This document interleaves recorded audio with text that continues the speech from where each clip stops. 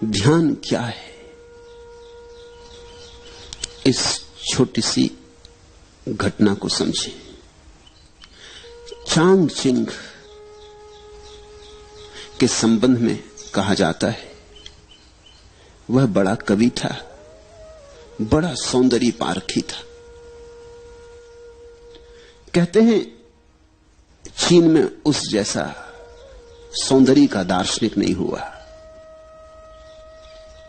उसने जैसे सौंदर्य शास्त्र पर, एस्थेटिक्स पर बहुमूल्य ग्रंथ लिखे किसी और ने नहीं लिखे।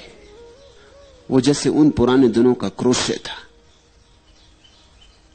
20 साल तक वो ग्रंथों में डूबा रहा, सौंदर्य क्या है इसकी तलाश करता रहा। एक रात, आधी रात, किताबों में डूबा डूबा उठा, पर्दा सरकाया, द्वार के बाहर झांका, पूरा चांद आकाश में था। चिनार के ऊंचे दरख्त जैसे ध्यानस्थ खड़े थे। मंद समीर बहती थी।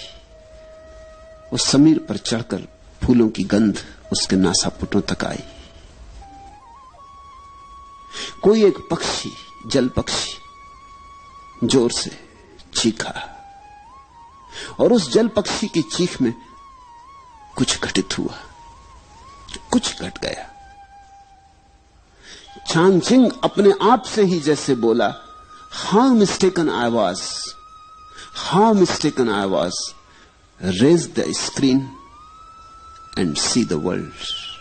कैसी मैं भूल में भरा था, कितनी भूल में था मैं। पर्दा उठाओ और जगत को देखो। 20 साल किताबों में से उसे सौंदर्य का पता न चला। पर्दा हटाया और सौंदर्य सामने खड़ा था, साक्षात। तुम पूछते हो ध्यान क्या है? ध्यान है पर्दा हटाने की कला। और ये पर्दा बाहर नहीं है, ये पर्दा तुम्हारे भीतर पड़ा, तुम्हारे अंतस्थल पर पड़ा है। ध्यान है पर्दा हटाना।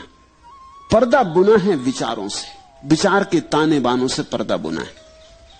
अच्छे विचार, बुरे विचार, इनके ताने बाने से पर्दा बुना है। जैसे जैसे तुम विचारों के पार झांकने लगो, या विचारों को ठहराने में सफल हो जाओ, या विचारों को हटाने में सफल हो जाओ, वैसे ही ध्यान घट जाएगा। निर्विचार दशा का नाम ध्यान है। ध्यान का अर्थ है ऐसी कोई संधि भीतर जब तुम तो हो, जगत तो है, और दोनों के बीच में विचार का पर्दा नहीं। कभी सूरज को उगते देखकर, कभी पूरे चांद को देखकर, कभी इन शांत वृक्षों को देखकर, कभी गुलमोहर के फूलों पर ध्यान करते हुए। तुम हो, गुलमोहर है, सजा दुल्हन की तरह, और बीच में कोई विचार नहीं। इतना भी विचार नहीं कि ये गुलमोहर का वृक्ष है, इतना भी विचार नहीं कि फूल सुंदर हैं, इतना भी विचार नहीं। शब्द उठ ही नहीं रहे, अवाक, मौन, स्तब्ध तुम रह गए हो। उस घड़ी का नाम ध्यान है। पहले तो क्षण क्षण को होगा, कभी कभी होगा, और जब तुम चाहोगे तब न होगा, जब होगा तब होगा। क्योंकि ये चाहे की बात नहीं, चाहे में तो विचार आ गया, ये तो कभी कभी होगा। इसलिए ध्यान के संबंध में एक बात ख्याल से पकड़ लेना, खूब गहरे पकड़ लेना, ये तुम्हारी चाहत से नहीं होता है। ये इतनी बड़ी बात है कि तुम्हारी चाहत से नहीं होती, ये तो कभी कभी अनायास किसी शांत क्षण में हो जाती। तो हम करें क्या? ध्यान के लिए हम करें क्या? यही शायद तुमने पूछना चाहा कि ध्यान क्या है, कैसे करें। ध्यान के लिए हम इतना ही कर सकते हैं कि अपने को शिथिल करें, दौड़ धाप से थोड़ी देर के लिए रुक जाएं, घड़ी भर को 24 घंटे में सब आपाधापी छोड़ दें। लेके तकिया निकल गए, लेट गए लान पर, टिक गए वृक्ष के साथ, आंखें बंद कर ली, पहुंच गए नदी तट पर, लेट गए रेत में, सुनने लगे नदी की कलकल। मंदिर मस्जिद जाने को मैं कह ही नहीं रहा हूं, क्योंकि पत्थरों में कहां ध्यान। तुम जीवंत प्रकृति को खोजो। इसलिए बुद्ध ने अपने शिष्यों को कहा, जंगल चले जाओ, वहां प्रकृति नाचती चारों तरफ। 24 घंटे वहां रहोगे, कितनी देर तक बचोगे? कभी ना कभी तुम्हारे बावजूद किसी क्षण में अनायास प्रकृति तुम्हें पकड़ लेगी। एक क्षण को संस्पर्श हो जाए, एक क्षण को द्वार खुल जाए, एक क्षण को पर्दा हट जाए, तो ध्यान का पहला अनुभव हुआ। और पहले अनुभव के बाद फिर अनुभव आसान हो जाते। आसान इसलिए हो जाते हैं कि तब तुम्हें एक बात समझ में आ जाती कि सीधे सीधे ध्यान को पाने का कोई उपाय नहीं, परोक्ष मार्ग है। तुम शिथिल रहो, आहिस्ता से चलो, आपाधापी छोड़ो। 1 घंटे के लिए कम से कम 24 घंटे में लीन हो जाओ प्रकृति में। संगीत सुनो कि पक्षियों के गीत सुनो। कुछ न हो करने को आंख बंद कर लो, अपनी सांस सुनो। बुद्ध ने तो इस पर बहुत जोर दिया, अपनी सांस को ही देखते रहो, आई गई आई गई। इसकी माला बना लो, इससे बेहतर कोई माला नहीं। हाथ में माला लेके फेरोगे वो तो बहुत जड़ माला है। यहां जीवित श्वास चल रही, श्वास की माला फेरी जा रही। श्वास भीतर आई बाहर गई, श्वास भीतर आई बाहर गई। ये जो भीतर चक्र चल रहा है मंडल श्वास का, इसको ही देखते रहो शांत मौन से। इस पर ही टकटकी बांधे रहो और तुम हैरान हो जाओगे। किसी बहुमूल्य मुहूर्त में कभी ताल बैठ जाता है, अचानक सब एक हो जाता है। तुम मिट गए, संसार मिट गया। पहले पहले तो क्षण भर को ऐसी झलकें आएंगी, खो जाएंगी। जब खो जाएं तो फिर उनकी तीव्रता से आकांक्षा मत करना, अन्यथा वे कभी ना आएंगी। जब खो जाएं तो कहना ठीक, अब जब फिर दोबारा आएंगी फिर भोगेंगे। मगर उनके आने के लिए द्वार दरवाजे खुले रखना। ऐसा ही समझो कि सूरज बाहर निकला है, तुम अपने कमरे में दरवाजा बंद किए बैठे हो, रोशनी भीतर नहीं आती।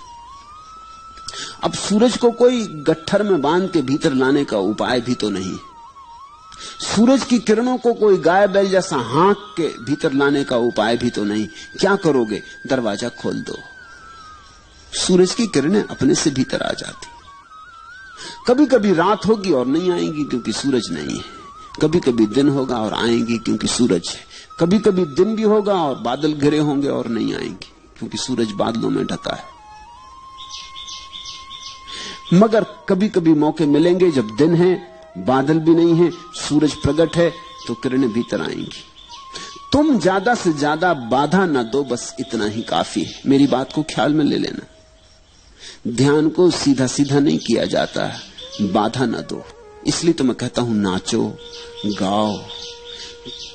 नाचने और गाने में तुम लीन हो जाओ। अचानक तुम पाओगे हवा की झोंके की तरह ध्यान आया, तुम्हें नहा गया, तुम्हारा रोआ रोआ पुलकित कर गया, ताजा कर गया। धीरे धीरे तुम समझने लगोगे इस कला को। ध्यान का कोई विज्ञान नहीं है, कला है। धीरे धीरे तुम समझने लगोगे कि किस घड़ियों में ध्यान घटता है। उन घड़ियों में मैं कैसे अपने को खुला छोड़ दूं। जैसे ही तुम इतनी सी बात सीख गए, तुम्हारे हाथ में कुंजी आ गई। इसे इस तरह प्रयोग करो।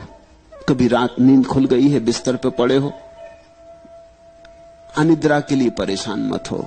इस मौके को मत खो। ये शुभ घड़ी, सारा जगत सोया, पत्नी बच्चे सब सोए, तुम्हें मौका मिल गया। बैठ जाओ अपने बिस्तर में, रात के सन्नाटे को सुनो।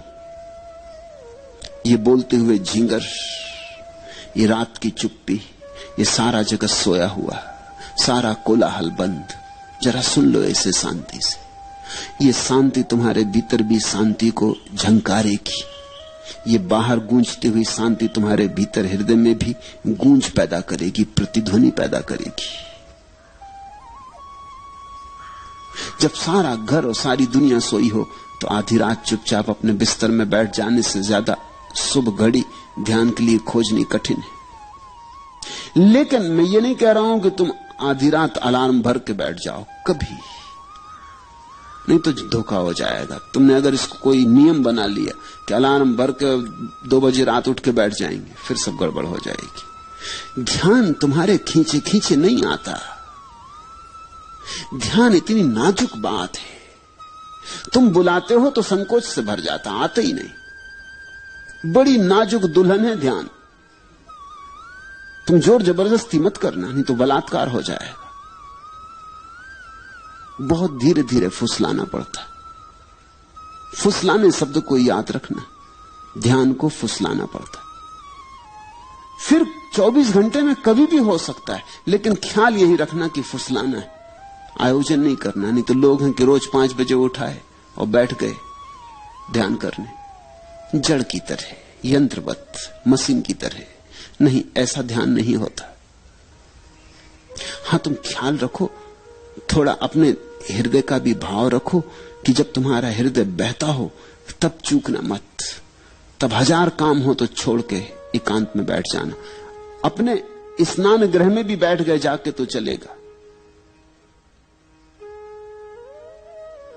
लेकिन जब तुम्हें लगे कि हां अभी भीतर घड़ी आती मालूम पड़ती, विचार कुछ कम है, तनाव कुछ कम है, मन कुछ प्रफुल्लित है, आनंदित है, ये घड़ी है।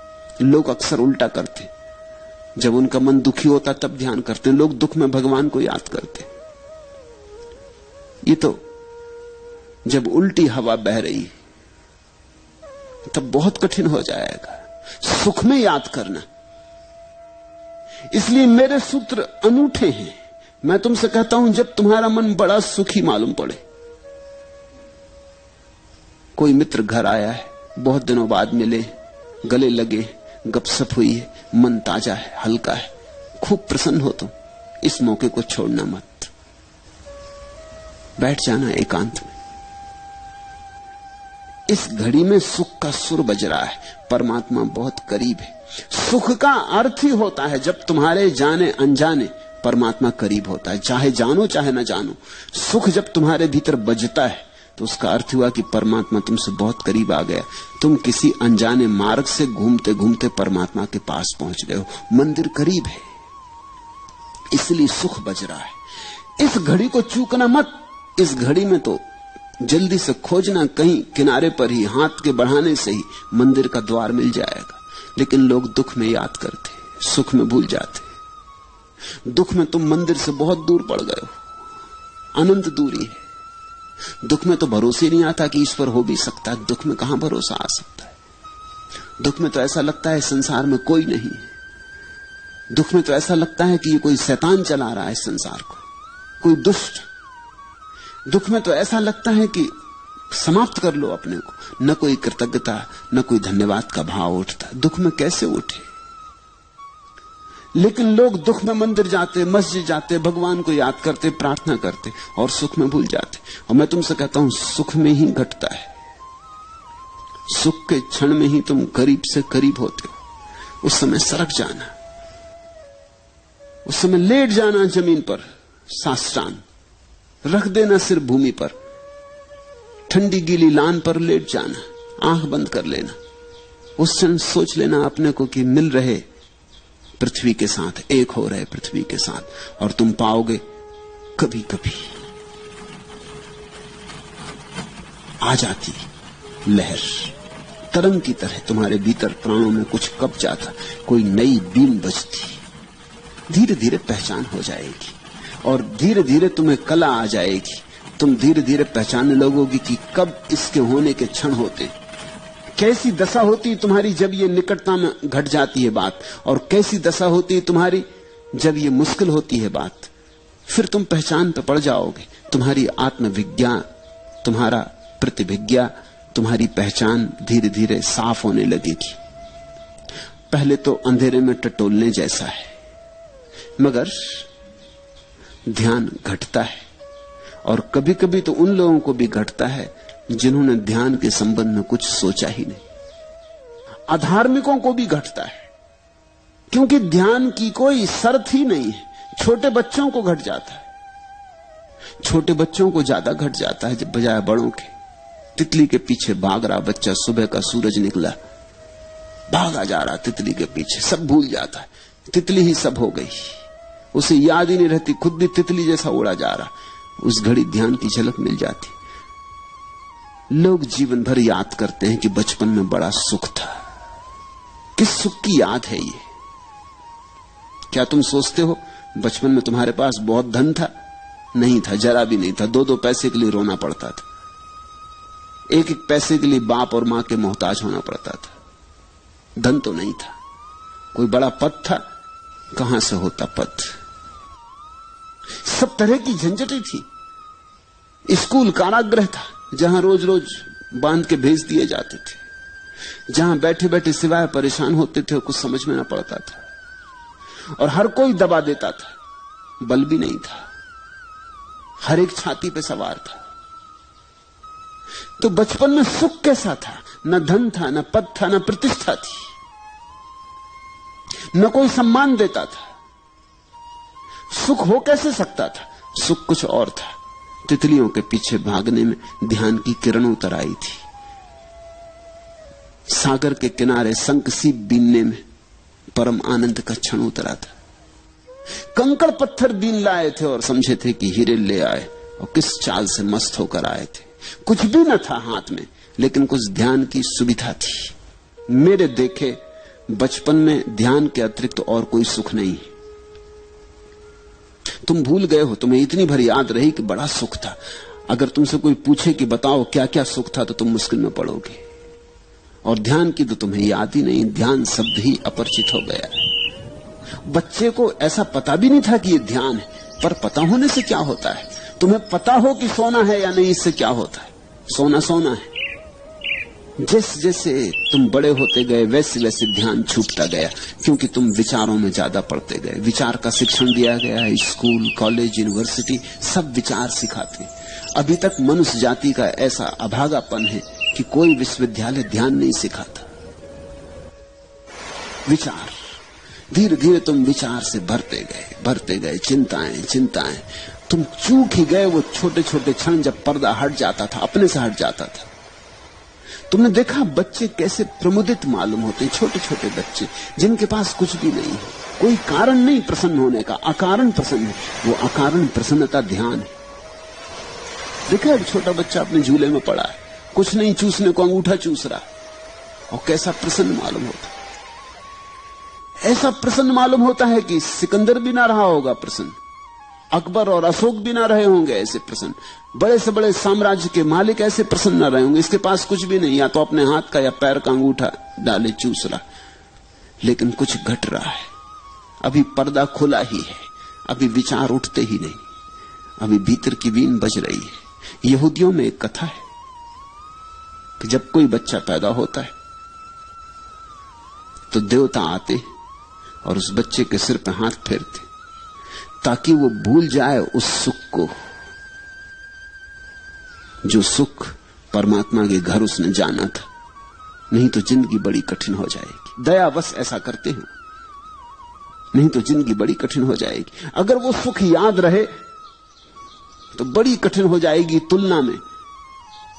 तुम फिर कुछ भी करो व्यर्थ मालूम पड़ेगा। धन कमाओ, पद कमाओ, सुंदर से सुंदर पत्नी और पति ले आओ, अच्छे से अच्छे बच्चे हो, बड़ा मकान हो, कार हो, कुछ भी सान न मालूम पड़ेगा अगर वो सुख याद रहे। तो यहूदी कथा कहती है कि एक देवता उतरता करुणा बस और हर बच्चे के माथे पे सिर हाथ फेर देता है। उस हाथ के फेरते ही पर्दा बंद हो जाता, उसे भूल जाता परमात्मा, सुख भूल गया। फिर ये जीवन के दुखों में ही सोचने लगता है सुख होगा। उस पर्दे से खोलना है जो देवताओं ने बंद कर दिया। मुझे तो नहीं लगता कि कोई देवता बंद कर दे। देवता ऐसी मूर्खता नहीं कर सकते, लेकिन समाज बंद कर देता है। शायद कहानी उसी की सूचना दे रही। माँ बाप, परिवार, समाज, स्कूल बंद कर देते हैं, पर्दे को डाल देते हैं। ऐसा डाल देते हैं कि तुम भूल ही जाते हो कि यहां द्वार है, तुम समझने लगते दीवार है। ध्यान का अर्थ है इस पर्दे को हटाना, और इसे अनायास होने दो, इसे कभी कभी तुम्हें पकड़ लेने दो। और जब तुम्हें ये तरंग पकड़े तो लाख काम छोड़ के बैठ जाना, क्योंकि इससे बहुमूल्य कोई और काम ही नहीं। रात हो कि दिन, सुबह हो कि सांझ, फिर मत देखना। कुछ चूकोगे नहीं तुम, कुछ खोएगा नहीं। अपूर्व होगी तुम्हारी संपदा फिर। और ये संपदा तुम्हारे भीतर पड़ी है, बस पर्दा हटाने की बात है। ध्यान क्या है? ध्यान भीतर पड़े पर्दे को हटाना है।